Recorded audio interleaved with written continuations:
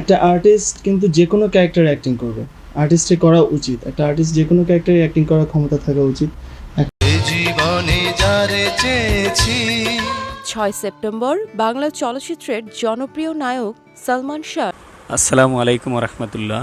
সম্মানিত বন্ধুগণ, শ্রদ্ধা ও স্মরণে অমর নায়ক সালমান শাহ একটি পিকচার দেখছেন এখানে। এই পিকচারটা আমাদের মেগাস্টার শাকিব খান তার এসকে ফিল্মস ইউটিউব চ্যানেলে আপলোড করেছেন। কারণ সালমান শাহর মৃত্যুবার্ষিকী গেল গত 6 তারিখে, 6 সেপ্টেম্বরে সালমান শাহর মৃত্যুবার্ষিকী গেল। এখন আমাদের মেগাস্টার শাকিব খান তো তাকে স্মরণ করেছে, অনেকেই স্মরণ করেছে। অমরনায়ক সালমান শাহ তার কেরিয়ার নিয়ে কিন্তু কিছু কথা বলেছিলেন। এই ভিডিওটা আপলোড করা হয়েছে কৃতাঞ্জলি ইউটিউব চ্যানেলে। এই কৃতাঞ্জলি চ্যানেলটা হলো আমাদের মহানায়ক মান্না সাহেবের। মান্নার এই কৃতাঞ্জলি চলচ্চিত্র একটা কিন্তু প্রযোজনা প্রতিষ্ঠান, এটা দিয়ে কিন্তু মান্না তার অনেকগুলো সিনেমা প্রযোজনা করেছেন, আপনারা জানেন। চলেন আমাদের সালমান শাহ কি কথাগুলি বলে আমরা শুনে আসি। প্রথম ছবিতে আমির খানের ক্যারেক্টার অ্যাক্টিং করার পিছনে এখন একটা আর্টিস্ট কিন্তু যে কোনো ক্যারেক্টার অ্যাক্টিং করবে, আর্টিস্টে করা উচিত, একটা আর্টিস্ট যে কোনো ক্যারেক্টারে অ্যাক্টিং করার ক্ষমতা থাকা উচিত। এখন সেখানে আমাদের একটা প্রশ্ন আসতে পারে যে আমি প্রথমেই একটা কপিরাইট ফিল্মের হিরো হতে যাচ্ছি। এখন এই ছবিটা বোম্বেতে বক্স অফিস হিট ছিল। এখন নট অনলি বোম্বে, পুরো ওয়ার্ল্ডে যত জায়গায় ছবিটা দেখানো হয়েছে প্রত্যেকটা জায়গাতেই ছবিটা খুব বিশেষভাবে হিট করেছে। তো সেই ক্ষেত্রে এই ছবিটা যখন বাংলাদেশে একটা কপিরাইট এনে বাংলায় যখন ছবিটা করা হচ্ছে, তখন আমাকে অ্যাজ আ হিরো যখন সিলেক্ট করা হলো, তখন আমি ফার্স্টে অবশ্যই চিন্তা করেছি যে এই ক্যারেক্টারটা আমি যখন হাতে নেব, আমি এই ক্যারেক্টার কতটুকু কী করতে পারবো। কারণ এই ক্যারেক্টারটাতে অ্যাক্টিং করার পরে আমির খান রাতারাতি সুপারস্টার হয়ে যায়। তো তার অ্যাক্টিং খুবই ভালো ছিল, তার পারফরমেন্স ভালো ছিল। তো ন্যাচারালি সেটা আমার নজরে রাখতে হবে, আমার মাথায় রাখতে হবে। এই চিন্তা করে আমি ক্যারেক্টারটা যখন হাতে নেই, তো তখন আমার মনের মধ্যে এইটা ছিল যে হ্যাঁ, আমার এতটুকু কনফিডেন্স ছিল যে I can do something much better. আমার এতটুকু কনফিডেন্স ছিল যে আমি এখানে যা কাজ করানো হয়েছে, কেমন থেকে যা কাজ ছিল তার চেয়ে আমি নিশ্চয়ই ভালো করতে পারবো, এতটুকু কনফিডেন্স আমার ছিল, যার জন্য আমি ক্যারেক্টারটা হাতে নিই। এবং যুক্তির দিকে আমি বলবো যে এখানে অযৌক্তিক কিছু নেই। আমি মনে করি এটা হাতে নেওয়াটা আমি একটা ভালো সিদ্ধান্তের পরিচয় দিয়েছি।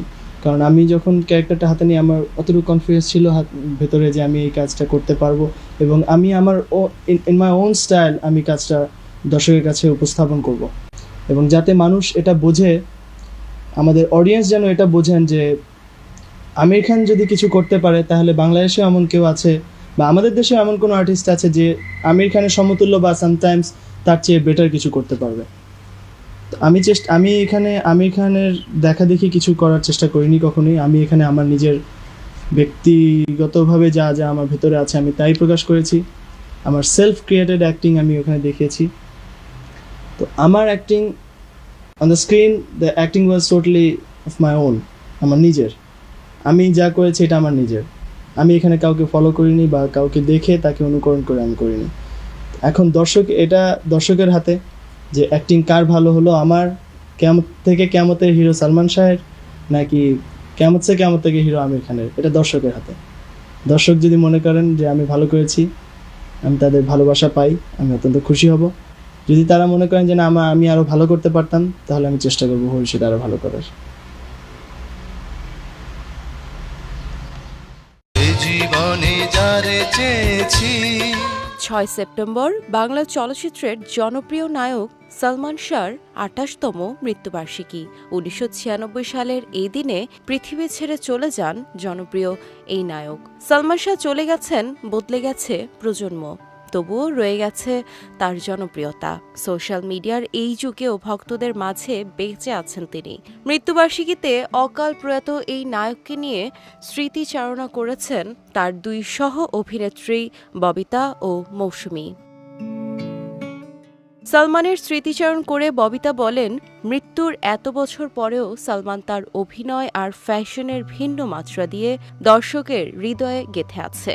সে এমনভাবে সংলাপ বলতো, এক্সপ্রেশন দিত যে বোঝার উপায় থাকতো না এটা অভিনয় নাকি সত্যি। আমার সঙ্গে সালমানের বেশ কয়েকটি সিনেমায় কাজ হয়েছে। সালমান আমাকে প্রায়ই বলতো, আপনি আমার মা না হলেও আপনি আমার সুইট মা। আমাকে সে মা বলেই ডাকতো। সালমানের নিজের হাতে লেখা একটি চিরকুট এখনও আছে ববিতার কাছে, যেটি বেশ যত্নে রাখা আছে এবং সেই চিরকুটের মাঝেই সালমানকে খুঁজে বেড়ান বলে জানিয়েছেন এই অভিনেত্রী। এদিকে ববিতার মতো মৌসুমীও স্মৃতিচারণ করলেন সালমান শাহর। তিনি বলেন, সালমান আমার এমন বন্ধু ছিল যাকে কোনোদিনই ভোলা সম্ভব নয়। সে আমার প্রথম সিনেমার নায়ক। এখনও তাকে খুব মিস করি। সালমান বেঁচে থাকলে হয়তো আমাদের ইন্ডাস্ট্রিটা আরও সুন্দর হতো। সালমান যেদিন মারা যায় তার মৃত্যুর সংবাদটা কোনোভাবেই বিশ্বাস করতে পারছিলাম না। এমন একজন নায়ককে হারিয়ে পুরো ইন্ডাস্ট্রি সেদিন থমকে গিয়েছিল। আজও তার ভক্তরা তাকে খুব মিস করে। তার মৃত্যুবার্ষিকীতে গভীর শ্রদ্ধা ভালোবাসায় স্মরণ করে। এটাই অনেক বড় প্রাপ্তি।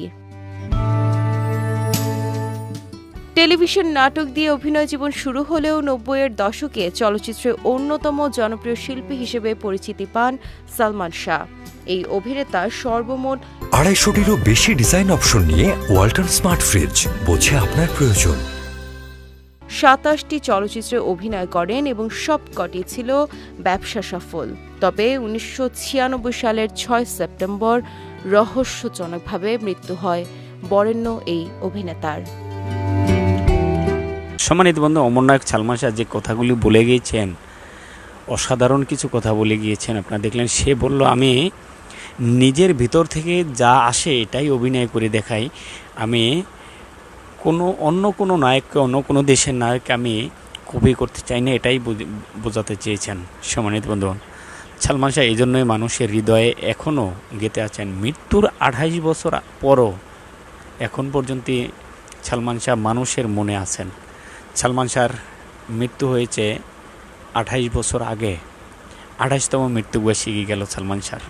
সম্মানিত বন্ধুগণ, সালমান শাহর জন্য আমরা সবাই দোয়া করব, সবার জন্য সবাই দোয়া করবেন, আমার জন্য দোয়া করবেন। সবাই ভালো থাকবেন, সুস্থ থাকবেন। আল্লাহ হাফেজ।